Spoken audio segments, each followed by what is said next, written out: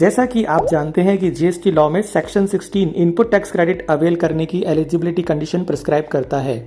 इन्हीं कंडीशंस में से एक है सेक्शन 16(2)(c।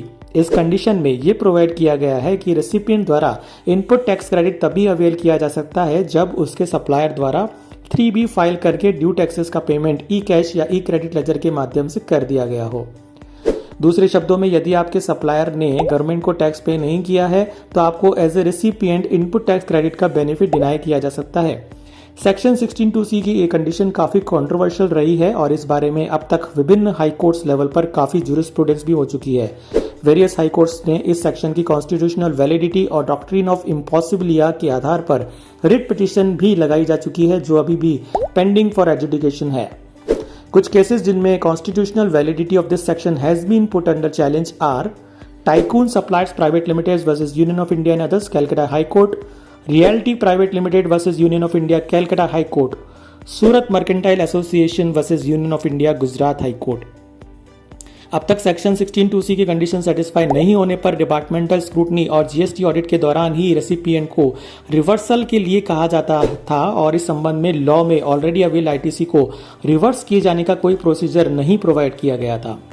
अब सेक्शन 41 सबसेक्शन 2 में विथ इफेक्ट फ्रॉम 1/10/2022 से अमेंडमेंट करके ये प्रोवाइड किया गया है कि यदि सप्लायर ने ड्यू टैक्सेस का पेमेंट नहीं किया है तो ऐसे सप्लायर से अवेल की गई आईटीसी को रेसिपिएंट रूल 37 कैपिटल ए में प्रिस्क्राइब्ड मैनर में रिवर्स करेगा।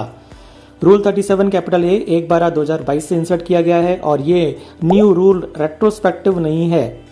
इस न्यू रूल का पेरेंट सेक्शन 41(2) है और ये रूल कहता है कि अगर सप्लायर ने जीएसटीआर 1 फाइल करके आईटीसी पास ऑन तो कर दी है, लेकिन ऐसे सप्लायर ने जीएसटीआर 3B फाइल करके इन इनवॉइसेस के संबंध में ड्यू टैक्सेस का पेमेंट नहीं किया है तो ऐसी सिचुएशन में रेसिपिएंट को इस प्रकार अवेल की गई आईटीसी को संबंधित फाइनेंशियल ईयर के एंड होने के बाद अप टू 30 नवंबर रिवर्स करना होगा।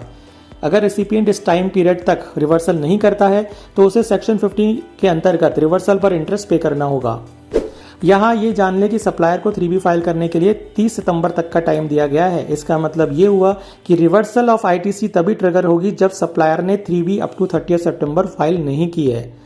फॉर एग्जाम्पल, फाइनेंशियल ईयर 22-23 में आपने as a recipient ITC avail की है और ये आईटीसी आपके सप्लायर ने 2B में शो भी कर दी है, लेकिन उसने 3B फाइल नहीं की है तो ऐसी सिचुएशन में यदि आपका ये सप्लायर 30 सितंबर 2023 तक भी 3B फाइल नहीं करता है और आपको पास ऑन की गई आईटीसी को 3B में शो नहीं करता तो एज ए रेसिपिएंट आपको ऐसी आईटीसी को विदाउट इंटरेस्ट 30 नवंबर 2023 तक रिवर्स करना होगा, अदरवाइज आप पर सेक्शन 50 की इंटरेस्ट लायबिलिटी अराइज हो जाएगी।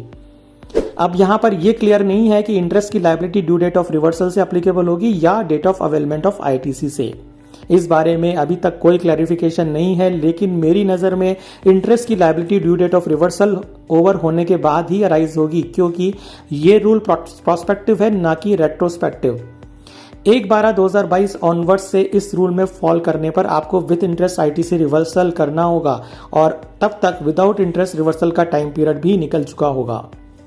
इसके साथ ही सेक्शन 50 में इंटरेस्ट की लायबिलिटी तभी अराइज होती है जब आईटीसी को अवेल एंड यूटिलाइज दोनों कर दिया गया हो।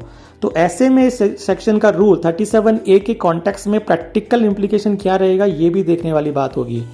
आजकल जीएसटीएन पोर्टल पर बिना प्रीवियस टैक्स पीरियड की 3B फाइल किए नेक्स्ट टैक्स पीरियड का जीएसटीआर 1 फाइल नहीं किया जा सकता, जबकि इस रूल में एनवाइसेज किया गया है कि 30 सितंबर तक सप्लायर द्वारा 3B फाइल नहीं किए जाने पर रेसिपिएंट को आईटीसी रिवर्सल की लायबिलिटी अराइज हो जाएगी, तो उसे विदाउट इंटरेस्ट 30 नवंबर तक करनी होगी। जीएसटीएन पोर्टल के मद्देनजर कोई भी सप्लायर जब तक अपनी प्रीवियस टैक्स पीरियड की 3B फाइल नहीं करता उसे नेक्स्ट टैक्स पीरियड का जीएसटीआर 1 फाइल नहीं करने दिया जाएगा।